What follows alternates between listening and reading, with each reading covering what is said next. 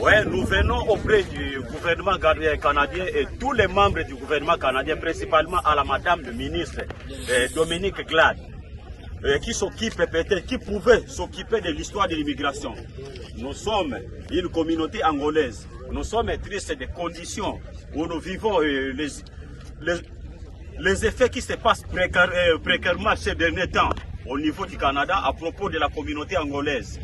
Si la communauté angolaise est ici, c'est pour travailler. Personne n'est ici pour croiser les bras, peut-être dépendre de l'aide sociale du gouvernement canadien. Aucun Africain ne met le pied en dehors du pays pour venir croiser les bras parce que si nous sommes ici, nous fouillons les situations précaires qui sont dans nos gouvernements, qui dans nos pays et qu'on n'arrive pas à supporter. Chacun de nous a un motif qui lui a fait fuir le pays.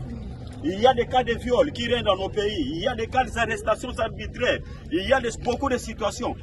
Tout le monde est ici à une raison, mais toutes nos demandes d'immigration sont refusées et rejetées. Nous ne savons pas pourquoi. Que pourrions-nous faire pour être acceptés facilement? Que pourrions-nous faire? Et ces derniers temps, il y a une vague d'arrestations et de déportations vers l'Angola. Comprenez notre émotion de vous exprimer que non, la capitale angolaise, Luanda, aujourd'hui c'est la capitale la plus meurtrière, la capitale où on viole, où on fait tout. Toutes les personnes que vous déportez vers l'Angola, ils sont pris à partir de l'aéroport, ils sont emprisonnés, ils sont maltraités. Que voulez-vous? Vous voulez exterminer toute cette population? Mais les femmes canadiennes, que auriez-vous gagné? Que auriez-vous gagné en nous sacrifiant? Et nos enfants, beaucoup d'enfants qui sont ici, les mamans qui ont les enfants, qui ont des mineurs, ils sont renvoyés vers l'Angola. Quel serait l'avenir de ces enfants? Pendant que les enfants sont ici, ils sont retirés à partir de l'école, ils étudient, mais on les rapatrie avec leur maman. Les enfants sont des mineurs. Il y a certains enfants qui ont fait 10 000 km de Brésil pour arriver ici. Ils ont traversé la vallée de la guérilla colombienne.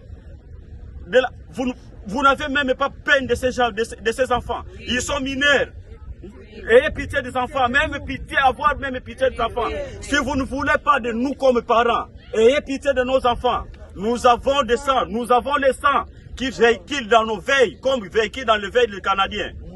Si vous ne voulez pas nous respecter, vous ne voulez pas de nous, donnez-nous. Nous savons que non, vous aimez beaucoup plus les chiens et les pets, les chats que vous élevez dans vos maisons. Venez, donnez-nous ne fût-ce que 10%. Donnez-nous même 10% de la valeur que vous donnez, sur les 100% de la valeur que vous donnez à vos chiens. Parce que nous voulons vivre avec nos enfants. Ces enfants, s'ils partaient à l'Angola, après combien de temps ils seront violés? Il y a des histoires qu'ils vont vivre. Il y a des histoires qu'ils vont vivre. Qui ne seraient pas peut-être humains. Ayez le sens d'humanisme. Agissez pour le cas. Agissez pour notre cas. Agissez pour nos cas. Agissez pour nos cas. Agissez pour nos cas. Voyez l'avenir de nos enfants. Ce sont ces enfants. Ils vont travailler après 10 ans, après 15 ans, ils vont travailler pour votre gouvernement canadien. Qu'allons-nous faire de mauvais? Qu'allons-nous faire de mauvais? Qu'est-ce que vous voulez de nous? Expliquez-nous, expliquez-nous.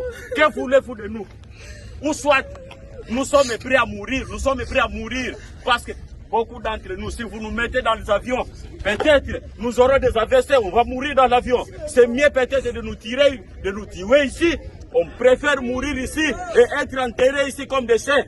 Même dans nos sarcophages, nous aurons l'idée que nous avons été enterrés nous avons été tués comme des chiens, mais nous sommes enterrés au Canada avec un minimum de dignité. Avec un minimum de dignité. Okay, thanks, man. Thanks.